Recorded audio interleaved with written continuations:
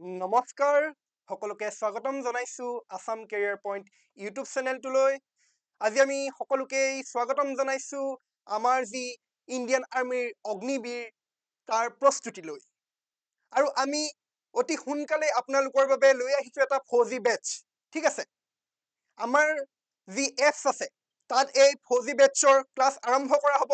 যদি আপোনাৰ মন আছে এজন জোৱান হৈ দেশ মাতৃৰ সেৱা কৰিবলৈ, তেন্তে এই কোৰ্চ আপোনাৰ বাবে। গতিকে আজি আমি এই জি কেৰ ফাৰ্ষ্ট ছেশ্যনটো আৰম্ভ কৰিছো নাহক। আমাৰ এই আজিৰ ছেশ্যনৰ প্ৰথমটো কুৱেশ্যন হৈছে, who was the first chief justice of India? অৰ্থাৎ ভাৰতৰ প্ৰথম কি কৈছে মুখ্য ন্যায়াধীশ কোন আছিল? First chief justice of India. আমাৰ অপশ্যনত কি কৈছে? M Hidayatullah, P B Gajendra Gadkar, Harilal J Kania, আৰু কি কৈছে ৱাই ভি চন্দ্ৰচূড়। কি হ'ব পাৰে বাৰু শুদ্ধ উত্তৰটো? এ বি চি ডি কি হ'ব? শুদ্ধ উত্তৰটো কি হ'ব জানেনে? আমাৰ শুদ্ধ উত্তৰটো হ'ব আমাৰ option C, Harilal J Kania. ঠিক আছে, কেতিয়াবা আমাৰ প্ৰশ্ন আহিব পাৰে যে বৰ্তমান উচ্চতম ন্যায়ালয়ৰ মুখ্য ন্যায়াধীশ কোন? তেতিয়া কি হ'ব? জাষ্টিচ সূৰ্যকান্ত। প্ৰথম হলে হ'ব হৰিলাল জে কানিয়া আৰু বৰ্তমান হলে কি হ'ব? জাষ্টিচ সূৰ্যকান্ত। ঠিক আছে, এতিয়া আমি আগবাঢ়িছো আমাৰ পৰৱৰ্তী প্ৰশ্নলৈ।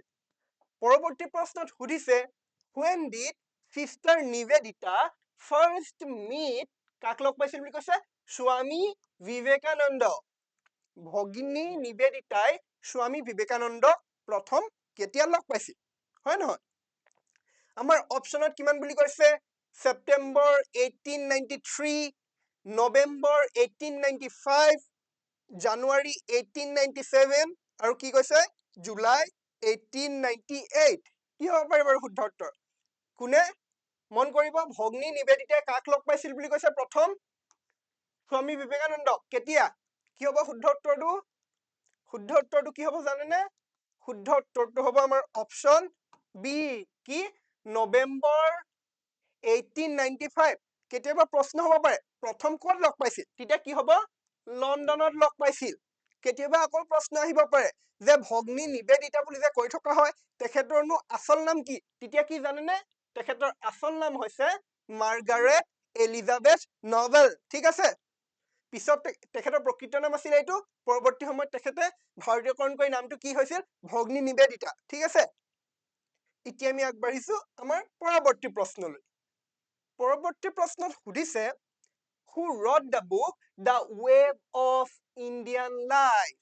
অৰ্থাৎ The Wave of Indian Life নামৰ কিতাপখন কোনে লিখিছিল বুলি কৈছে? আমাৰ অপশ্যনত কি দিছে? চিদাম্বৰম পিল্লাই, শ্ৰী অৰবিন্দ, স্বামী বিবেকানন্দ আৰু ভগ্নী নিবেদিতা। কি হ'ব পাৰে বাৰু শুদ্ধ উত্তৰ? কিতাপখনৰ নাম কি? লক্ষ্য কৰিব লাগিব, the wave of Indian life. কি হ'ব? এ বি চি ডি কি হ'ব পাৰে শুদ্ধ উত্তৰ? কমেণ্টত জনাওক কি হ'ব? চিদাম্বৰম পিল্লাই, শ্ৰী অৰবিন্দ, স্বামী বিবেকানন্দ আৰু কি আছে? ভগ্নী নিবেদিতা। কি হ'ব শুদ্ধ উত্তৰ?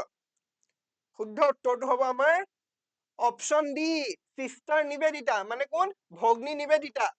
কেতিয়াবা এই অপশ্যনত ভগ্নী নিবেদিতা নাথাকি মাৰ্গাৰেট এলিজাবেথ নভেল বুলিও থাকিব পাৰে, তেতিয়া সেইটো হ'ব। ঠিক আছে, কাৰণ ভগ্নী নিবেদিতাৰ আন এটা নামে কি বা প্ৰকৃত নামটোৱে হৈছে মাৰ্গাৰেট এলিজাবেথ নভেল। ঠিক আছে, আৰু কেতিয়া পাব্লিছ হৈছিল এইখন জানেনে? 1909 চনত পাব্লিছ হৈছিল। ঠিক আছে, আৰু এইখনক মেইনলি 3টা পাৰ্টত ভাগ কৰা হৈছে। ঠিক আছে, 3 পাৰ্টছ বুলি কৈছে। প্ৰথম পাৰ্টটোত কি আছিল? দ্য আইডিয়েল অফ ইণ্ডিয়ান ওমেনহুড, ভাৰতীয় মহিলাসকলৰ কথা কোৱা হৈছিলে। ঠিক আছে, দ্বিতীয় পাৰ্টটোত কিহৰ কথা কোৱা হৈছিল? The problems of Indian education, ভাৰতৰ যি শিক্ষা ব্যৱস্থা তাৰ সমস্যাসমূহ আৰু এই সমস্যাসমূহ কেনেদৰে সমাধান কৰিব পৰা যায় সেই সম্পৰ্কে উল্লেখ আছিল দ্বিতীয় পাৰ্টটোত। আৰু তৃতীয় পাৰ্টটোত কি সম্পৰ্কে উল্লেখ আছিল? The message of Indian art, অৰ্থাৎ ভাৰতৰ কলা কৃষ্টি সংস্কৃতি সম্পৰ্কে উল্লেখ আছিল থাৰ্ড পাৰ্টটোত। ঠিক আছে, এতিয়া 4 নম্বৰ কুৱেশ্যনটোত সুধিছে, who among the following was the first Indian to qualify for the Indian Civil Service? অৰ্থাৎ নিম্নলিখিত কোনগৰাকী ভাৰতীয় এই অসামৰিক সেৱাৰ বাবে যোগ্যতা অৰ্জন কৰা প্ৰথমগৰাকী ভাৰতীয় আছিল? কি সেৱাৰ বাবে? অসামৰিক সেৱাৰ বাবে যোগ্যতা অৰ্জন কৰা প্ৰথমগৰাকী ভাৰতীয়ৰ নাম আমাক সুধিছে। ঠিক আছে, আমাৰ অপশ্যনত কি কৈছে? সত্যেন্দ্ৰনাথ টেগোৰ, সুৰেন্দ্ৰনাথ বেনাৰ্জী, আৰ.চি. দত্ত আৰু সুভাষ চন্দ্ৰ বোস। কি হব শুদ্ধ উত্তৰটো? কি হব শুদ্ধ উত্তৰ? কি আছে আমাৰ? সত্যেন্দ্ৰনাথ ঠাকুৰ, সুৰেন্দ্ৰনাথ বেনাৰ্জী, আৰ.চি. দত্ত আৰু সুভাষ চন্দ্ৰ বসু। কি হব শুদ্ধ উত্তৰ? কি হব জানেনে? আমাৰ শুদ্ধ উত্তৰটো হব আমাৰ অপশ্যন এ, কোন? সত্যেন্দ্ৰনাথ ঠাকুৰ। ঠিক আছে, ইংৰাজীত হলে কি হব? সত্যেন্দ্ৰনাথ টেগোৰ। প্ৰথম কেতিয়া হৈছিল জানেনে?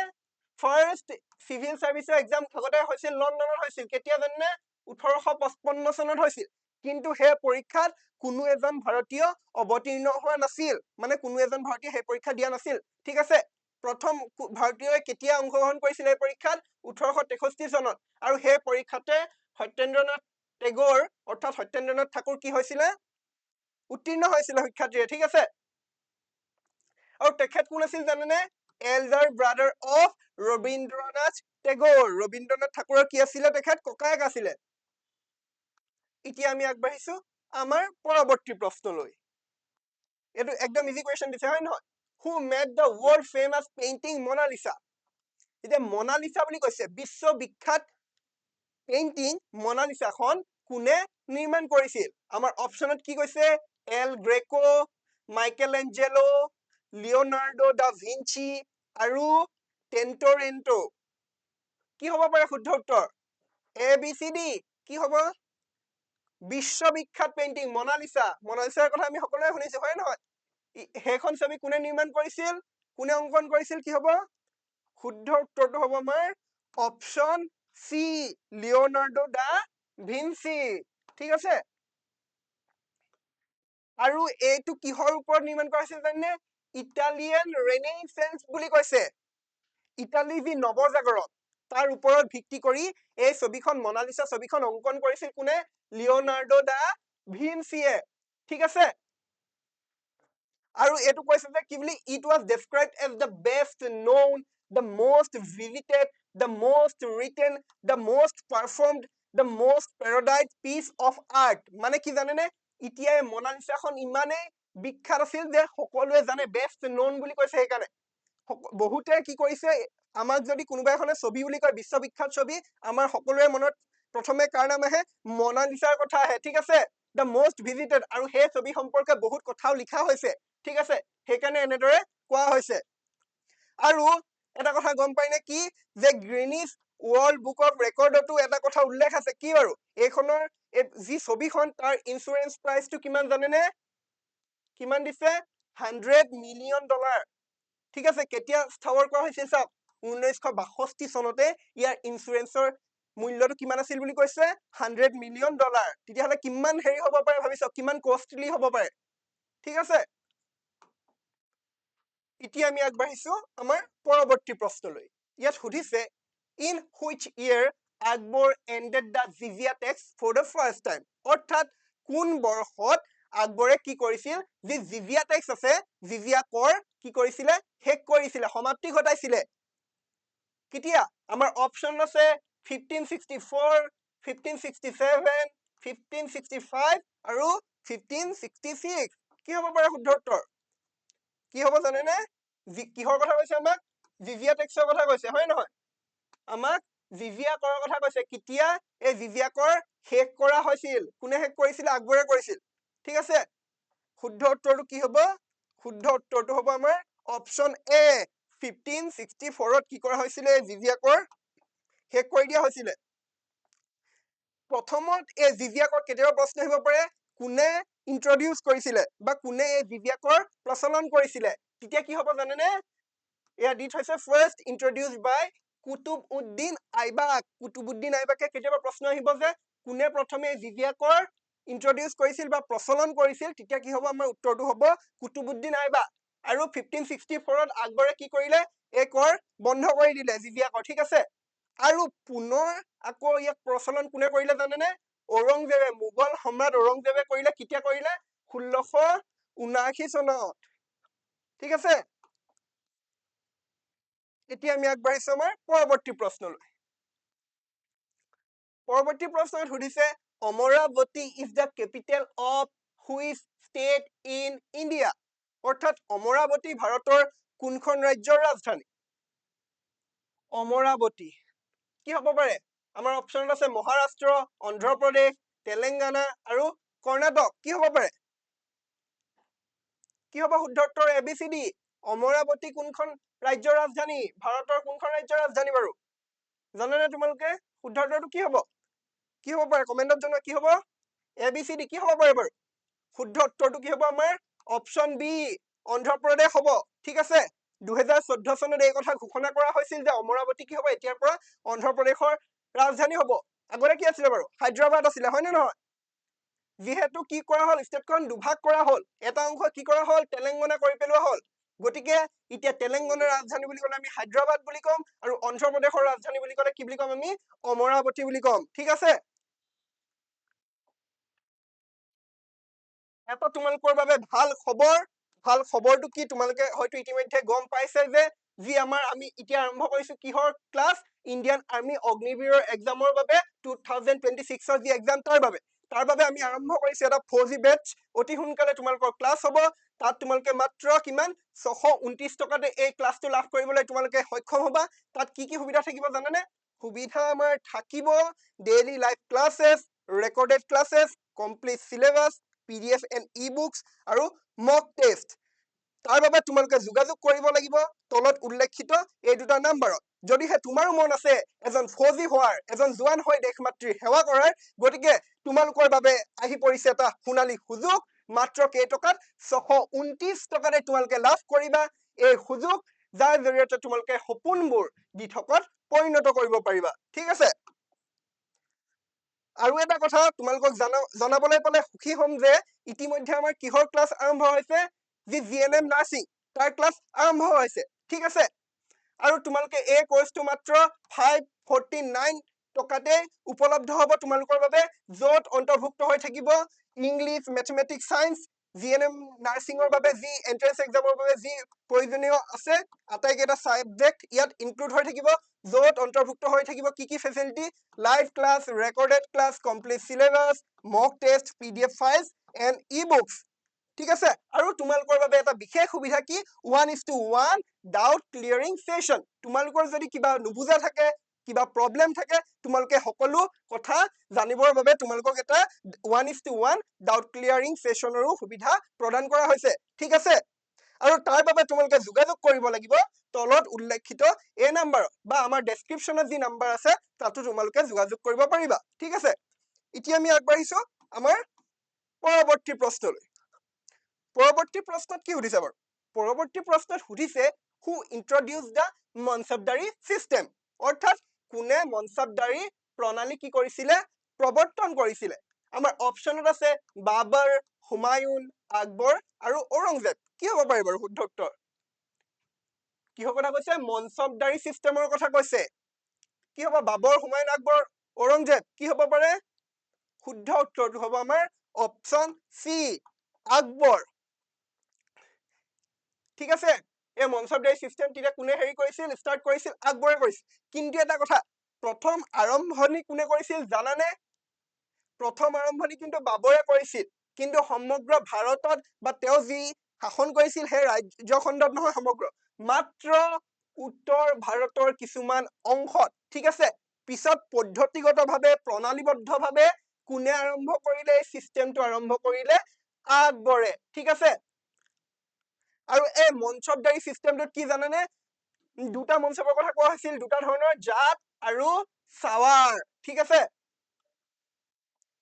এতিয়া আমি আগবাঢ়িছো আমাৰ পৰৱৰ্তী প্ৰশ্নত কি সুধিছে বাৰু which country is the highest producer of tea in the world অৰ্থাৎ কোনখন দেশ বিশ্বৰ ভিতৰত সৰ্বাধিক চাহ উৎপাদন কৰে আমাৰ অপচন আছে ভাৰত শ্ৰীলংকা চীন আৰু কেনিয়া কি হ'ব পাৰে শুদ্ধ উত্তৰ শুদ্ধ উত্তৰটো কি হ'ব বাৰু ভাৰত হ'ব নি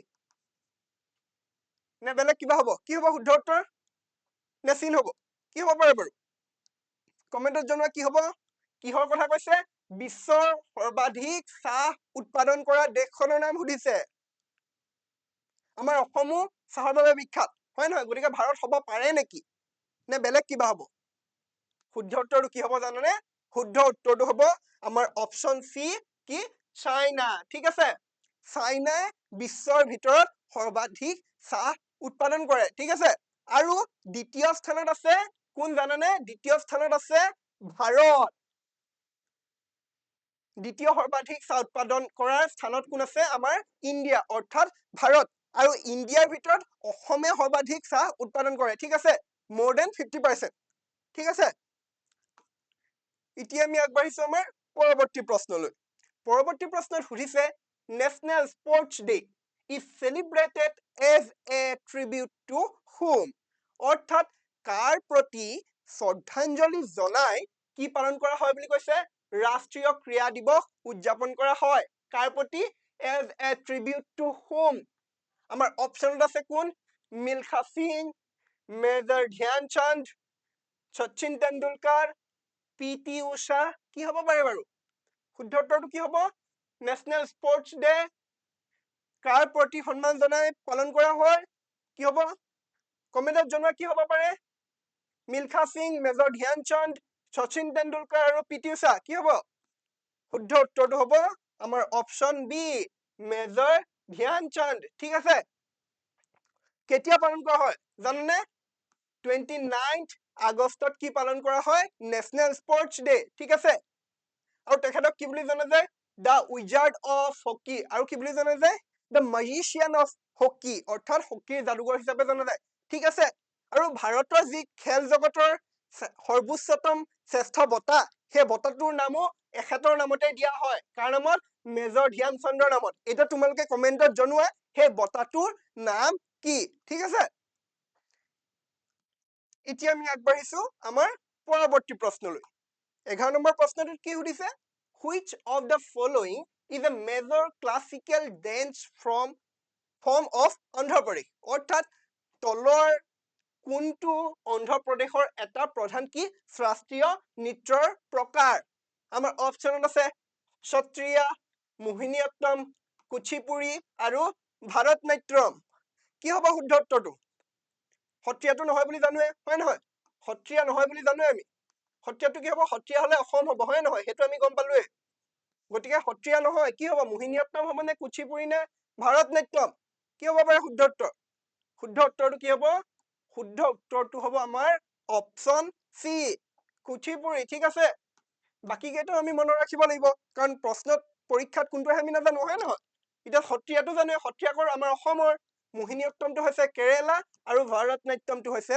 তামিলনাডু ঠিক আছে মণিপুৰী হলে মণিপুৰৰ ঠিক আছে ওডিচি এনেকে বিভিন্ন ধৰণৰ আছে আমি জানো কথাখিনি হয় নহয় এতিয়া পৰৱৰ্তী প্ৰশ্নটো কি দিছে when was Satriya officially recognized as a classical dance form of India অৰ্থাৎ সত্ৰীয়া নৃত্যক কেতিয়া আনুষ্ঠানিকভাৱে ভাৰতৰ ধ্ৰুপদী নৃত্য হিচাপে স্বীকৃতি প্ৰদান কৰা হৈছিল আমাৰ অপচনত কিমান দিছে 1950 1975 1980 আৰু 2000 কি হ'ব পাৰে শুদ্ধ উত্তৰটো কি হ'ব কমেণ্টত জনোৱা কি হ'ব ABCD কি হ'ব শুদ্ধ উত্তৰটো কি হ'ব জানানে আমাৰ শুদ্ধ উত্তৰটো হ'ব অপচন ডি 2000 চনত কি সত্ৰীয়া নৃত্যক ধ্ৰুপদী নৃত্য হিচাপে স্বীকৃতি প্ৰদান কৰা হৈছিল ঠিক আছে কোনে প্ৰদান কৰিছিল স্বীকৃতি জানানে সংগীত নাটক একাডেমীয়ে প্ৰদান কৰিছিল ঠিক আছে সংগীত নাটক একাডেমীয়ে দিছিল কেতিয়া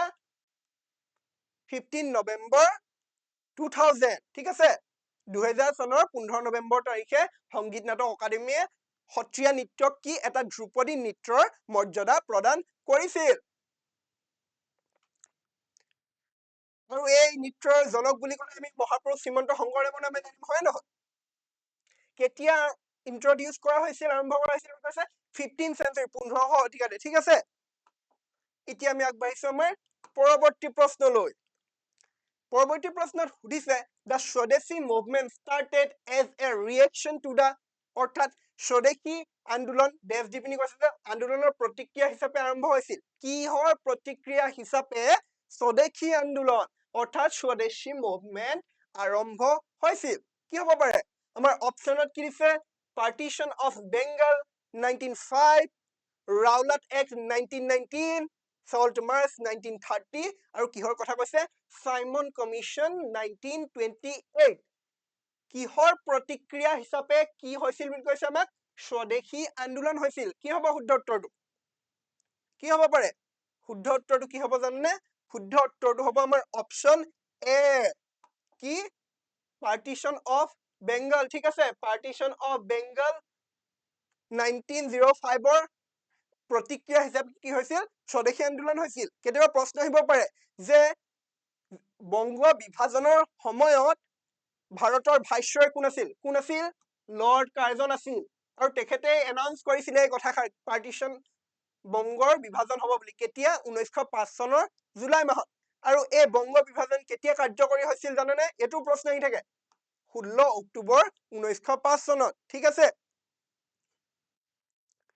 এতিয়া আমি আগবাঢ়িছো পৰৱৰ্তী প্ৰশ্নলৈ